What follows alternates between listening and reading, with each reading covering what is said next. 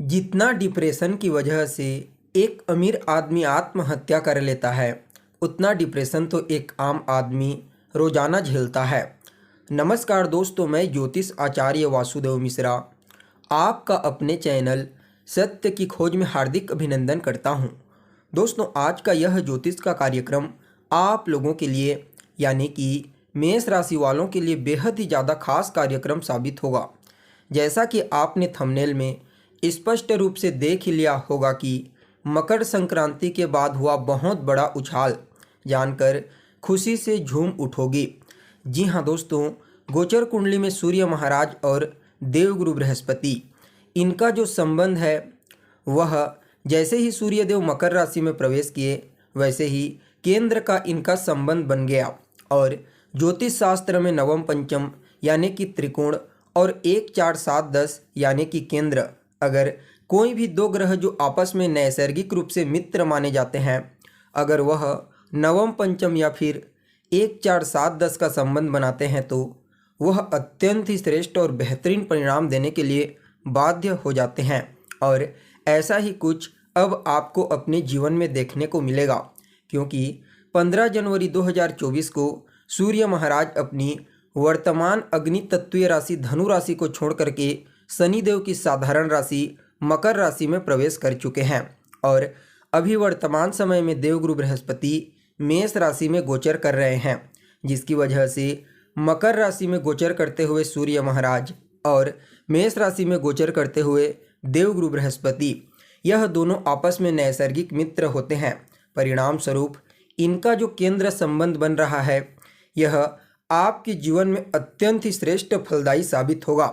तो ऐसे में दोस्तों, बड़ी स्पष्टता के साथ जानने का प्रयास करेंगे कि किस प्रकार से देवगुरु बृहस्पति और सूर्य महाराज आपस में केंद्र का संबंध बना करके आपके जीवन में बड़ा परिवर्तन करने वाले हैं।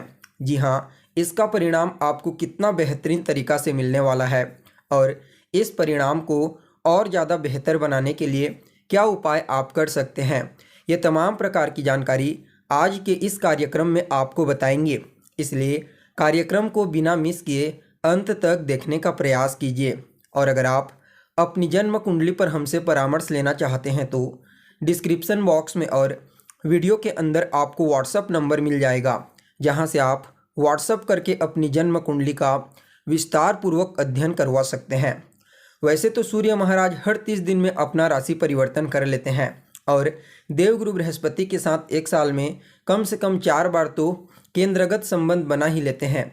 लेकिन दोस्तों, जब मकर राशि में होते हैं और शनिदेव की प्लेसमेंट अच्छी होती है, तब गुरु और सूर्य के बीच का जो केंद्रगत संबंध होता है वह अत्यंत ही श्रेष्ठ और बेहतरीन परिणाम देने वाला साबित होता है, जो अभी आपको अपने जीवन में देखने को मिलेगा।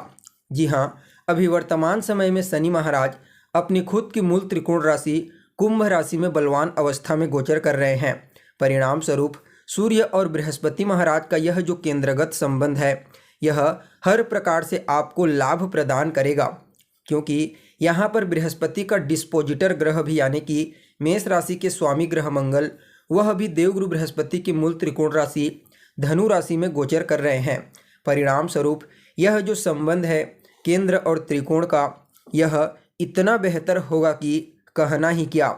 जी हाँ, अभी वर्तमान समय में देखिए, आपकी कुंडली में देवगुरु बृहस्पति महाराज आपके लग्न भाव यानी कि आपकी राशि में गोचर कर रहे हैं और इनका डिस्पोजिटर ग्रह नवम स्थान यानी कि आपके भाग्य भाव में गोचर कर रहा है। सूर्यदेव की स्थिति 10वें भाव में, वहीं शनिदेव एकादश भाव में। सबसे पहले यहाँ पर सूर्य महाराज को बृहस्पति के द्वारा बल की प्राप्ति होगी। वहीं देखा जाए तो कहीं ना कहीं ये जो चारों ग्रह हैं, बृहस्पति, सूर्य, मंगल और शनि, इन चारों का प्रभाव आपको अपने जीवन में देखने को मिलेगा। सबसे पहले तो इस समय देवगुरु बृहस्पति आपके व्यक्तित्व का निखार करेंगे, यानी कि आपके व्यक्तित्व के प्रभाव को और ज़्यादा बढ़ा देंगे। जी हाँ, इस समय आपकी वाणी, आपका व्यक्तित्व बेहद ही ज़्यादा प्रभावशाली रहेगा। देखा जाए तो इस समय आपको समाज में मान सम्मान, पद प्रतिष्ठा और प्रसिद्धि की प्राप्ति बड़ी मात्रा में होने वाली है। कहीं ना कहीं यह समय आपके जीवन में सफलता के नए रास्तों को खोलता हुआ नजर आएगा।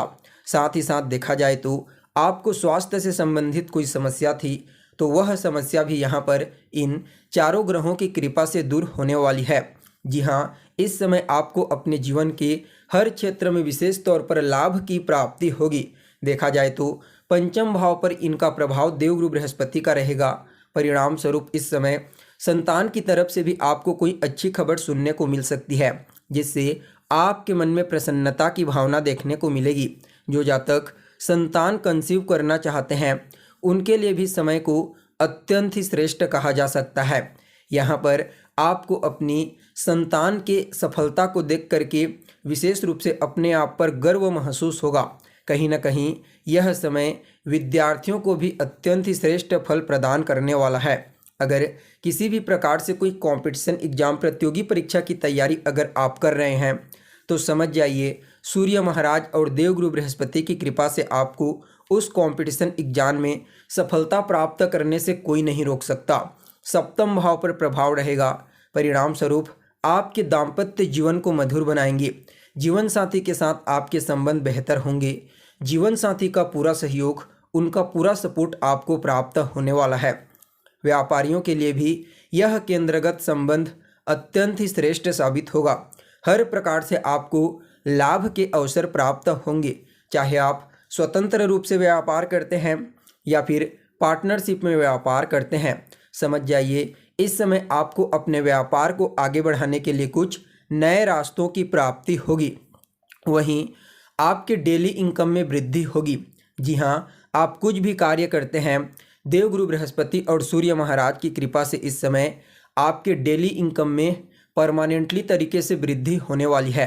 कहीं ना कहीं यह समय उन जातकों के लिए भी श्रेष्ठ साबित होगा जो अविवाहित हैं और विवाह के लिए अभी तक रिश्ते तो आ रहे थे लेकिन फाइनल नहीं हो पा रहा था। तो समझ जाइए यहाँ पर आपके लिए रिश्ता फाइनल होने वाला है।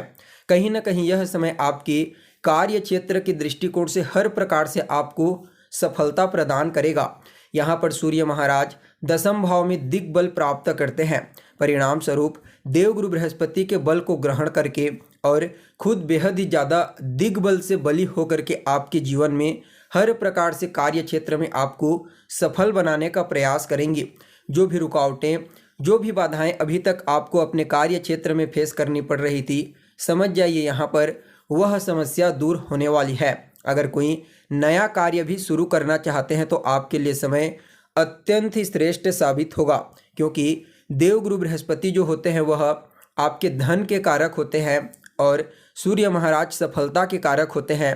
परिणाम स्वरूप यहाँ पर धन की प्राप्ति, सफलता की प्राप्ति आपको बड़ी मात्रा में होने वाली है। चाहे आप किसी भी फील्ड में कार्य क्यों न करते हों, यहाँ पर देवगुरु बृहस्पति और सूर्य ये दोनों ग्रह पूरी तरह से आपके जीवन में बलशाली होकर के बेहतरीन तरीका से आपको परिणाम प्रदान करेंगे। कहीं ना कहीं यह समय आपके भाग्य को भी बल प्रदान करेगा। देखा जाए तो लाभ भाव में शनिदेव का गोचर करना और देवगुरु बृहस्पति से तीसरे 11वें का संबंध बनाना, यह भी आपकी इनकम के सभी रास्तों को खोलते हुए नजर आएंगे, क्योंकि कर्म क्षेत्र में सूर्य देव गोचर कर रहे हैं शनिदेव के घर में। परिणाम स्वरूप इस समय आपके कार्य क्षेत्र से लाभ के लगभग सभी रास्ते खुल जाएंगे और आपको बड़ी मात्रा में धन की प्राप्ति होगी। वहीं देखा जाए तो कहीं ना कहीं यह समय आपके जीवन में भौतिक सुख सुविधाओं में वृद्धि कराने वाला भी साबित होगा। जी हाँ, भूमि, भवन, मकान, वाहन, ऐसे सुखों में इस समय वृद्धि हो सकती है। देखा जाए तो आप कोई प्रॉपर्टी खरीदना चाहते हैं, कोई मकान, कोई वाहन खरीदना चाहते हैं तो निश्चित तौर पर आप इस समय उसकी खरीदारी कर सकते हैं। आपको वहां पर विशेष लाभ की प्राप्ति होगी।